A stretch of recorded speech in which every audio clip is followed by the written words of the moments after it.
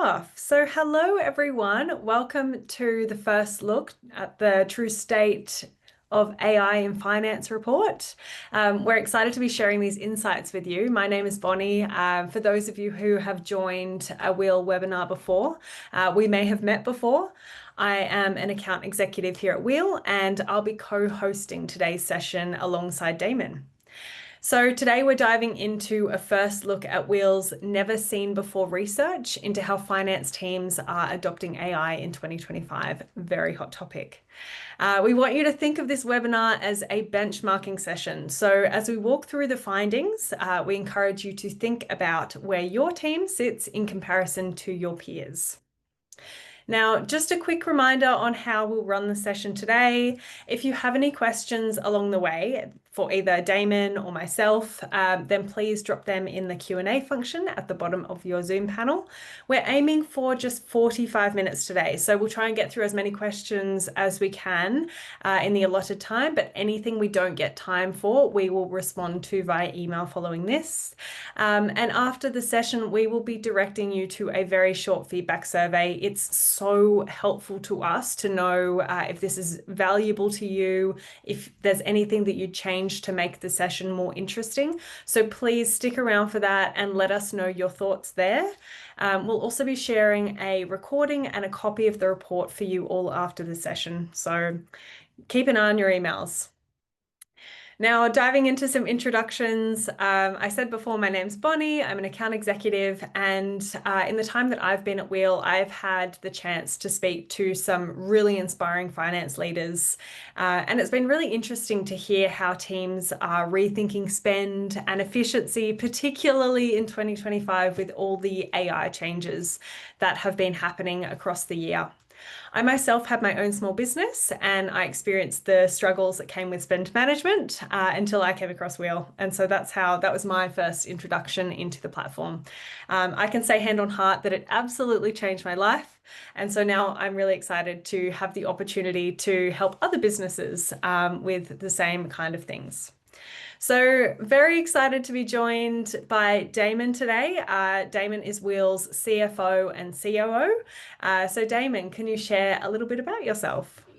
Thanks, Bonnie. Well, look, great to be here. Great to see some people that we've met previously. Damon Hornstein, as Bonnie said, CFO, COO at Weel.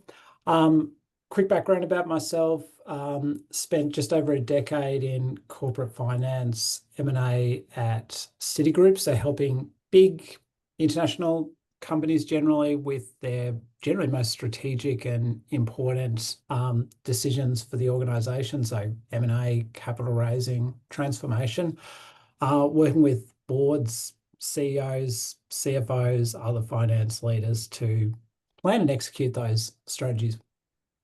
Then about 4 years ago, I joined Weel. So we are a spend management business, as Bonnie mentioned, helping take this business from, I guess, the startup world to the scale-up world. One of the best things about both this role and my prior role is I get to spend a lot of time with CFOs and other finance leaders across businesses. We work with just over 3,000 businesses across Australia and New Zealand across a range of industries. And sessions like this and the research we've done is really an opportunity for us to give back a little bit to the finance community on some of the insights and learnings and experiences that are shared with us. So hopefully over the next sort of 45 minutes, we're able to share with you some of the insights that have been imparted on us. So looking forward to it, Bonnie. Great. Thanks, Damon. Before we dive into the discussion, I just wanted to give the audience a bit of context about the report we'll be referencing today. So over the past month or so, Damon and I have been running an AI in finance webinar series, which some of you may have attended. We have been exploring how finance leaders of today are thinking about AI and sharing some practical ways to start leveraging automation today. So today is going to be quite different from that. We're going to give you a deep dive into the hard data and the true state of AI in finance report, the 2025 snapshot, of course. My guess is that we'll have some number crunchers in the room, and you're in luck because we're going to be looking at the key stats from the primary research that we ran with our own ANZ CFO community. And we'll be combining those with secondary research from a number of global resources like Deloitte, KPMG, Gartner, and more. So really the purpose of today's session is to help you benchmark. We'll unveil where finance is genuinely leading on AI and how Australia and New Zealand compared to the US, how adoption varies in bigger and smaller businesses, and what separates early movers from those still stuck in pilots.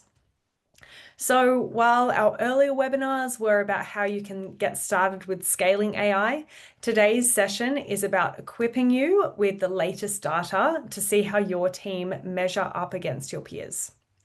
Damon, I'm going to hand over to you now, and I'd love to start with your opening letter in the report. So in your letter, you reflect on why this report matters now. Could you tell us more about why this AI report makes such an important moment for finance leaders? Thanks, Bonnie. Well, excuse me. Look, I think CFOs across modern businesses just play such a central role in that executive and strategic planning for organizations. And I think there is no bigger paradigm shift than what we're observing today with the transition from I guess, a pre-AI language model world to a post-AI language model world. And that transition is going to change almost every industry, every role, and particularly those in white collar roles, and particularly so in finance functions. And I think finance leaders are kind of at this interesting point of overlap where they have a strategic role across the organization itself that spans much greater than their immediate remit, because everyone on this call will support a business outside of the immediate finance function. But two, I think the finance function itself will change a lot. And I think what we will see is a lot of capabilities available and a lot of analysis and questions that are capable of being answered today in a language model world that probably weren't possible to answer or contemplate in the past. So I think you're going to see disruption and change on both sides. When we look at organization design, CFOs, they are often exposed to boards. They are often, they're reporting directly into the CEOs. There is pressure from almost all avenues above: boards, investors, stakeholders, CEOs, to show leadership, to show progress on AI. So if you're in that role today, people are going to be looking at you for answers on how the organization's going to set itself up in this world. Now, what we'll talk about today really is how there is now demand to move from ideas, from hype, from pilots into progress and execution. That is what people are looking for. And even if you look at some of the most recent research coming out, some of these initiatives are starting to plateau a little bit. And so, there are big questions on whether, are these trends going to continue? Are they not? But for any organization, executing it well gives it the best chance of success. So look, I think as we go through this session today, and we talk through some of the data, would love for everyone to sort of be thinking about how their team would sit relative to peers across the industry.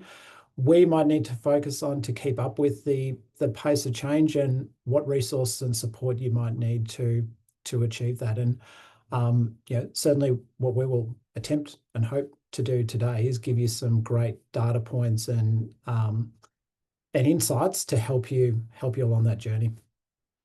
So with all that said, why don't we jump into some of the findings? So we're going to walk through 4 key themes today. We will talk about CEO attitudes towards AI. We'll talk about adoption. We're going to talk about the role that finance teams play in this transition.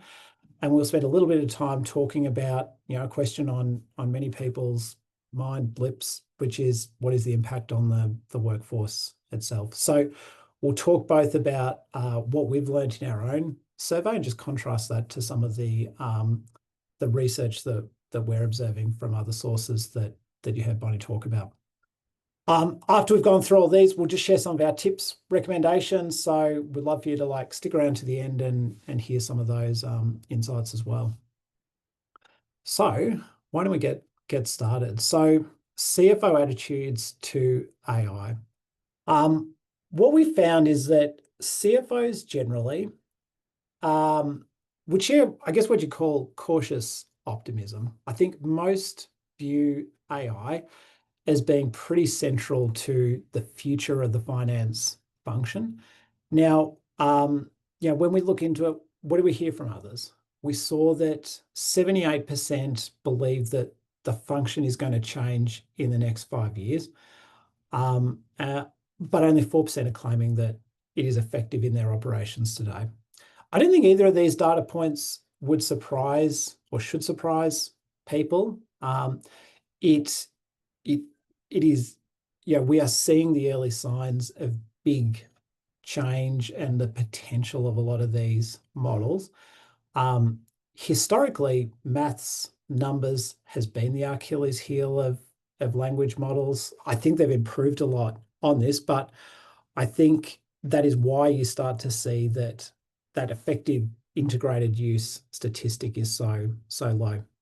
Now, when we went and did our own survey and we look at our own findings, we see many companies, over half, are running pilots today, yet only 15% of them are actually doing it in the finance function itself. So what does this tell you? It suggests that finance teams are laggards at a macro level in innovating and testing and trying things. Where do we see the greatest adoption across businesses? It's usually in sales, marketing, operations, support, and developer teams. Tends to be where the activity is concentrated today, if we were to generalize a lot. But for everyone on this call, that only 15% are actively integrating it into their operations, I guess, talks to the potential and the I guess, impetus for people to be able to be at the forefront of innovation in this space. I think there is still definitely time to catch up and move forward in your organization. Now, the barriers that we saw people identify, so lack of time, lack of resources. I feel like this is an age-old thing. I think you could tie this to any strategic initiative that finance teams are pursuing. There are always competing demands. There are always compliance activities. There are always reactive activities that people are doing that pull them away from strategic initiatives such as at the moment, AI. So this one, probably not a surprise. I think, Bonnie, the next one is interesting: compliance and risk. Now, I think that talks to the fact that when you go and survey finance leaders, then they're naturally aware of a lot of these factors in the organization. I think that's a good thing that people are aware of them, and that means they are actively thinking about these things as they're rolling it out across their organization. And look, to a lesser degree, people are exhibiting less confidence in their understanding of the impact. I think that one will fade away over time as we see more evidence and they're able to point to more concrete examples of other organizations adopting it successfully. So look, or maybe I'll just talk to the right quickly. And then look, current approach to AI investment, probably similar to what we're observing on the other side. It is still concentrated in, we are piloting stuff or we're not testing stuff at all, rather than we are headlong leaning into it and really going for it.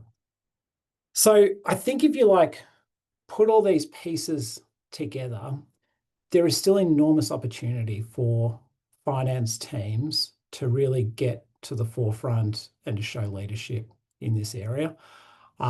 There is still, the market is still characterized by many people testing things with a lot of, I think, reluctance to go full pelt and really drive it out across the organization. What does that mean? I think if you're a leader in this space today, it's probably just working out, do you now have enough runs on the board from your pilots, from the things that you're incubating to start to operationalize them? I think that is the challenge. So that's kind of the state of play, the landscape today, Bonnie. Yeah, I think some great observations there, but definitely it's not too late to kind of dig in and make changes. Like it's really just the beginning with AI. So I think finance are in a very, very good position to kind of lead that within the business. Yeah. And look, I'd encourage, if I just go back to that other slide momentarily, hopefully there's a few data points there for you to benchmark, your own organization, or at least, share with others where your organization might be at on this journey. If you are just running pilots, as you can see on the right-hand side, most companies are just running pilots today. You could look at that as, hey, let's stay in that world. But you could also look at that and say, right, there is an opportunity for us to get ahead of the average a little bit and actually start to operationalize these things beyond just pilots in small teams. All right, so why don't we talk now about just zeroing a little bit more on that adoption in SMBs.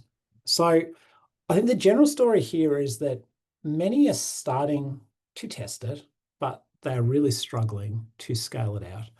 So I think as a general comment, and you see the Salesforce data here on the left, I think businesses at the SMB level do struggle generally to stay up to date with changes in technology.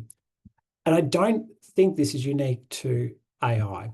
The rate of innovation, the rate of change in technology and software and online services is really, really fast. That means that if you don't have the resources and the time to stay abreast with what is moving and what is changing, it is very easy to get left behind in this transformation. And this transformation has been going on for many years, but I don't think there's any indication it's likely to stop anytime soon. AI is then just the latest manifestation of that. That is the latest technology, and that is the thing that is changing, and that is the latest piece of the tech stack or the latest technology element to build fluency and familiarity with for businesses. So if you are worried about getting left behind in AI, you'll see here most 47%, almost half, are worried that their company will be left behind as well. So there's quite a bit of apprehension out there and concern. The next point, we see from the Governance Institute, 88%, most companies at the SMB level are struggling to integrate it with legacy systems. Why is that? What would we put that down to? Well, if you think about the apps that are coming out today, like generally consumer facing with limited integrations, often into like modern cloud systems like your Google Workspaces and your Office 365s of the world. But if you're a business that has a lot of legacy or smaller technology solutions and processes, or even like offline desktop applications, they're not going to be the first candidates to integrate with the modern language model apps. So as a result, people do feel left behind a little bit on this, or do struggle to have integration that a modern digital cloud native business might be able to achieve.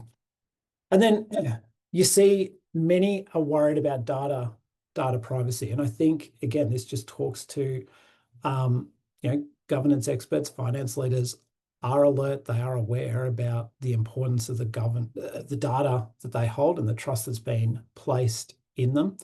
So I think what you're observing here is just just just that apprehension again. People are concerned and conservative on this front. Now, when we did our own survey, what did we find? We found that 41% of employers are using the tools weekly, and a small number, 18%, have a strategy from their leadership.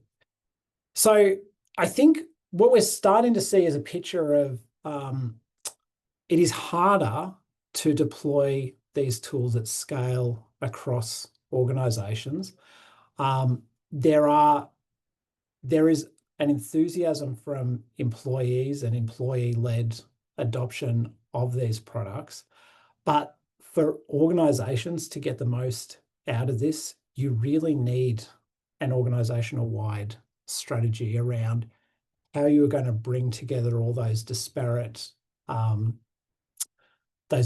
teams and technologies that are being used into a coherent thing. So if you've got a team and you've got multiple people out there going and experimenting on their own and learning on their own personal device, but because it's like personal and outside of the company domain, it's not really disseminated and shared centrally. I think whilst you might build a bit of AI fluency across a smaller group of team members, you're not realizing the synergy and building the organizational capability, which is really the bit that carries it forward. And I think, Bonnie, when we look at it, we see lots of like pockets of people testing and trying stuff. But I'd say there are probably few companies and finance leaders we talk to that really feel like they've nailed it in their organization and have it operating at a level they would be happy with. Yeah, it's definitely still early days for most companies in the space. So I think it's yeah, I think having the strategy from the top down as opposed to letting employees just test and learn as they go, which can be helpful. I think particularly with the sensitive nature of a lot of the data finance teams deal with, having that strategy is really it's a good way to roll out for sure. Yeah, absolutely. All right, so why don't we turn to the next slide? So our next thing we're talking about is just finance teams themselves. So what is going on in the finance team itself? Look, finance teams generally are probably greater users globally of AI tools when you look at a global level, but when we zero in on Australia, it's just much lower adoption. Now, this was in 2024, so the world moves quickly on this. I think this would have picked up since then, but I think the point remains there is a gap in adoption in finance teams in Australia relative to global benchmarks. We see many companies using AI in some finance functions, but again, I think a lot of this is like experimental, very little of it, very few of those companies rather are seeing positive returns on the investment they are putting into it. And I think this kind of ties to that theme of you really need a strategy to drive returns from it and move it from just a curiosity into something that is meaningful. We see BCG have published some data on returns, seeing about 10%. I think this is like still early days for anyone to be able to measure this. And I think one of the challenges with this is how much of the setup time and experimentation gets factored into this versus just, maybe the end state once you've already done and invested all of that work. Now, when we went and talked to CFOs, we found over half are seeing the finance team as a team that is like driving AI in their organization, and actually, above marketing and ops team. So what do you take away from this, particularly relative to that data above? I think, we did our survey this year, so I think the uptake has really picked up. You would probably find that many of the companies we work with are perhaps a little bit further as well on their technology journey and perhaps a little bit more innovative and embracing of those newer technologies, given we are a cloud-based business ourselves. But we still see, over a quarter don't feel that they are fully comfortable with it. And, I don't think this is a surprise. The tech, even if you were like completely across the technology today and you went on holiday for a month, you're going to come back and like be behind the 8 ball on this because everything will move so quickly. And I think that is the challenge for all of us, even those, that might work in forward-looking technology companies. The pace of change is just so fast. It is hard to stay on top of it, let alone if you're sort of building up your familiarity over time. Now, the good news on this actually is even if you're starting from a standing start, because it changes so quickly, most of what people learnt a year ago, 2 years ago, may be a moot point by now and has been superseded. So if you are early on your journey and just still building your fluency and familiarity, there is no better time to start, because what you start learning today may, you'll already be ahead, because most of last year's technology and the year before is now redundant. And then look, we also polled people on confidence in their understanding of how AI will impact their role and their business. And look, perhaps not, again, not surprisingly, over half somewhat confident. And I think this probably sort of sums up where we are sort of coming out with a lot of this, and a lot of the people we talk to. People feel like they are alert, they are aware, they kind of understand the transition and change that is happening, but particularly in finance, we tend to see it's not their primary focus day to day. So they kind of educate themselves enough, build enough familiarity to stay across what is happening generally, but perhaps not going as deep to fully understand and fully build that literacy.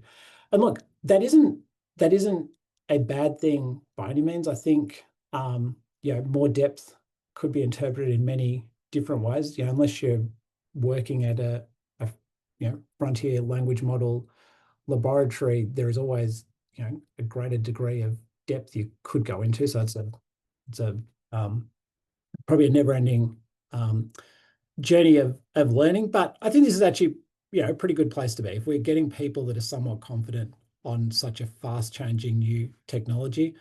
That is a great starting point for finance functions. So look, I think to sum this up, finance teams in a great position around AI generally. I think they are, and we'll talk about this a little bit later, often a natural de facto owner of the of the AI technology across their organization, that they are using it themselves in their function means they are building learnings and familiarity that they can then share with the wider company. And as they start to build those learnings, they can really embed it into their own operations.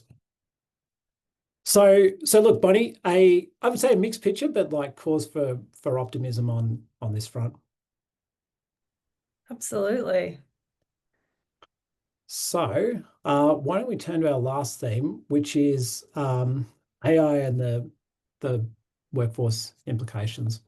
So almost half of the businesses that were surveyed in 2024 were worried that they were going to fall behind in AI adoption, and often just capability gaps. And again, not surprising. Like, I think no one truly feels confident that they understand everything about this. And I think everyone, it just moves so fast. I think everyone just worries that they are missing out on something, be it learning, training, technology, that would make the difference. Very few of people in the workforce feel like they're like properly trained in this as well. 25%. Again, it's hard because it's like such a big thing. When we went and talked to people though, one thing we did see is that organizations do expect, so this is coming from finance teams, do expect that automation will deliver cost savings and ultimately mean that they would hire fewer employees, and 22% expected to change the nature of roles. My own take is I think that 22% is probably understated, because I think every role is likely to change, particularly in those white collar roles in the future. How much they change is perhaps something that we will observe over the coming months and quarters and years. But I think there is no doubt that just about every role is going to change in some way as the AI and language model technology just makes new things possible more than anything else. Now on the budgeting side, still more than half still are not factoring it into workforce planning and budgets. Probably makes sense when you contemplate there is so much uncertainty about this. And even if you think back at the data we were sharing on the earlier slides, many experimenting, but few actually fully operationalized and building a strategy around this. So I think it's not surprising then that people are not putting concrete numbers against it when they do their forecasting and their budget. But we do see a small number of people, the 16% level, that are already anticipating that they would need fewer incremental hires when they do their forward planning. So look, obviously, a great thing is new technologies are unlocked. A great thing is greater automation is possible. Something that everyone will watch though with caution and looking to understand better is what it means for the labour force, what it means for roles, how it will play out in labour markets over the coming years. And certainly something as we do these polls and surveys we'll be looking to keep an eye on. I think what's also interesting and not necessarily captured in the data is that through the introduction of AI, we might actually see new roles that we don't even know we need right now come to fruition as a result of AI rollouts in the business. And this could very well, come into the finance team. I think there's a lot of doom and gloom and scare around, what's going to happen with my role as AI is rolled out and the changes take place. And while I think there's absolutely the recognition that some roles will be impacted, like there's definitely opportunity there as well for those who are, willing to adopt. Absolutely. And look, the glass half full take on this is as organizations have and unlock new capabilities and see um, greater um, greater growth and greater opportunities in front of them, many organizations will probably choose to invest to take advantage of that and actually put on new roles. Now, they may look different to the last ones, but they will be looking to take advantage of what's in front of them. So definitely a mixed picture on this body, but obviously a cause for concern among some. Yeah. All right. So if we move to our next slide then. So look, if we sum this up, what are our recommendations if you are in a finance leadership role today, and how can you think about it? One is, how can you move in your organization from pilots, from MVPs, from ideas into taking things to operationalize, scale them, and show performance? So what can you do to really start to operationalize things, I think, in essence, because I think that would put you at the cutting edge, or at least at the upper quartile of finance teams in this. I think two is building that capabilities internally. So never too late to start on this learning journey. As you heard from Bonnie and I, there's a big opportunity to upskill the whole team and try and capture that synergy at the organizational level. So how can you create an environment where people are doing it on the company platform, they are learning, they are sharing their learnings, and actually uplifting the whole team and organization, and the organization is capturing some of those learnings rather than it being at the individual level. Three is really trying to align this strategy with AI usage. So what we are really looking to see is the organization, and maybe it's you as the finance leader, setting out a strategy for how AI will be adopted in the organization, and then encouraging people to align their usage alongside that strategy. I think it requires a little bit of thought to get that strategy right. It'll be different for every organization, and it'll be different based on, what data you hold and how you go to market and how you operate the business. But if you can get that usage aligned, you'll be at the the kind of cutting edge on this front. I think four is lead beyond finance. So I think CFOs have a unique set of skills, experiences that make them great leaders for AI adoption across the organization. They understand data and analytics. They understand governance and controls and compliance. They are great at the storytelling piece, which is really important to get people aligned around a vision. Excuse me. And they are great at aligning stakeholders, which they often do for like budgets and forecasting. And if you can bring all those pieces together, you have all the skills and the experience to really drive AI in your organization. So, yeah, obviously important to like get some early wins and get it humming in the finance team, but don't be afraid to step beyond the finance team and take the mantle and drive it across the organization if there's not someone already doing that. And then look, as you had, some people will be apprehensive about the change, and we'll be looking for a little bit of guidance or a little bit of training or a little bit of education. I think as leaders, one of the best things you can do is help facilitate that for your team, to build that confidence. So that might look like, if you've got internal subject matter experts, how can you unlock them to run training sessions if they're keen to do it, or like share their learnings if you've got people in your team that are much more confident with it. How can you encourage them to share those learnings across the team? Or maybe it's taking advantage of external training and programs, or even if you're short of resources, the publicly available materials on this, particularly on YouTube, are hugely informative and insightful, and there are lots of great resources out there that are complementary and not don't have a cost associated with them.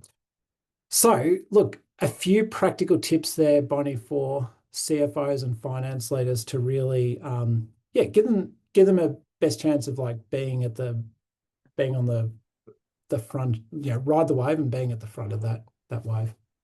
Yeah, no, absolutely. I think some really practical tips in there that finance leaders can start applying today, really. The tools are available. It's just a case of starting, digging in somewhere and having a go. So we've actually come to the end of the session, but we have some time for a few questions before we wrap up. So I can see a few have already come through the chat box, but if you have any questions and you haven't asked them already, then please drop them into the Q&A button just below, at the bottom of your screen. So, Damon, the first question that we have here is for you, and it is, how do you see AI evolving in the finance function, and what do you think teams will look like in 5 years? Yes. Well, look, I think that will look very different, Bonnie, is like my quick answer to that. I think you can walk back perhaps to the era of digital spreadsheets. So there was a time when finance leaders would come in and a spreadsheet meant a spread out sheet of paper on which calculations were calculated and entered by hand. And you do a lot on those spread out sheets of paper, but if someone said to you, hey, let's go and change the assumption up in this cell, the thought of actually going and manually updating in hundreds or thousands of cells across that sheet of paper would would cause many a person to weep. So compare that to today, and we kind of take for granted now that a spreadsheet is just a digital representation of that. And if someone has an assumption in a cell here and you want to update it, it will just disseminate across thousands of cells at the blink of an eye. What that meant is that many new things were possible. You wouldn't have done, or not without great resources, the scenario analysis and iteratively, moving through assumptions like we do today. But the finance role just looks so different now to what was done back then. It is still like the same subject area and domain, but what is possible, the output that one person can achieve today in that role is multiples of what one person could achieve in that role if you go back, 20 or 30 years. So if I bring that back to today's world and AI and language models, I think what one person can achieve is going to be multiples of what one person can achieve. Sorry, what one person can achieve in a few years' time will be multiples of what one person can achieve today. So the role will change. We'll just be able to do more and do more exciting things and add more value to organizations. Now, to get to that point, though, as we talked about today, it's not always easy. It requires time, focus. Those things are in short supply for finance teams and finance leaders. So I guess my practical tip is like, what can you do to automate more of the sort of boring things in your role, the compliance, the procedural things? It's not to turn a blind eye to them by any means. It is more, can you set them up on a stable, automated footing so you're not increasing your risk, but you are increasing your time availability to go and refocus and reinvest in more strategic initiatives like some of those AI pieces we've talked about today. So that is a challenge I would have for finance teams. How do you unlock yourself to really lean into some of these things and have the time and mind space for it? So what I'm hearing is we're automating the boring stuff. That's exactly right, Bonnie. The next question is, where are you seeing finance leaders get the quickest wins from AI? Um, Look, I would say on this one, it is probably in their existing tooling, right? So I think what is often forgotten on this theme is many people kind of assume language models, AI means that you go and get like a ChatGPT subscription and roll that out to the team. That is a solution, but actually many of the software solutions and technologies that people on this call, I expect, have in their organization today probably have AI capabilities embedded in them that you may not have explored yet or you may not have tested. I would say any good actively developed software product on the market today is probably thinking about how they adopt AI in their product. And a very practical thing is just look at what's already in your stack, which is already approved, is already set up in your organization, and have a look at what AI capabilities are already there and have a play with it or experiment with it. I think that is a very quick, easy way, Bonnie, to get some wins on the board because if I take Weel as one example, we do spend management. A very simple thing that we do that adds a lot of value to customers is using AI to match the receipt that people upload against what the card statement has the transaction record. And where there are anomalies in names, numbers, categorizations, dates, etc., using AI to detect that and flag it for human review. Seems simple when you say it, adds enormous value, and that is a very easy way. I mean, I just use that as an example, but a very easy way for finance leaders to show they are already getting value and adopting AI in their organization. Yeah, absolutely. I think also having a look at what's in your current tech stack and just seeing if there are any AI capabilities that you're not currently using that you could unlock for quick, easy wins. Yep. Look, that's probably all the time we have for questions today. So if you did have a question you didn't get to ask, then please reach out to us after this. Now, after the session, we're going to be sharing a copy of the report, but I quickly wanted to call out that we've got other resources to offer. So on our blog page, The Wheelhouse, we have a huge range of free resources designed specifically for finance leaders, from guides to templates, as well as our calendar of events. So if you'd like to be kept in the loop about upcoming events, about our resources that we'll be launching in future, then please let us know in the poll that is launching now. I'll just give you a minute to respond. So it's just, yes, please get in contact after the session, or I found this useful and would like to be kept in mind for future events. Just while you're answering that, I wanted to say thank you so much for joining us today and for, working through this AI benchmarking session with us. We hope it's helped give you a clearer picture on where your business stands on AI and hopefully some new ideas for shaping your adoption roadmap. And finally, don't forget to keep an eye out for the email from us, which contains the recording of today's session, along with your copy of the full report, which contains all the data we shared with you today. And stick around for the feedback page. Thoughts on the time of the event, how long, and just general, if it was interesting or helpful to you, would be so helpful for us to know. So thank you very much, everyone. Thanks, Damon. Thanks, everyone.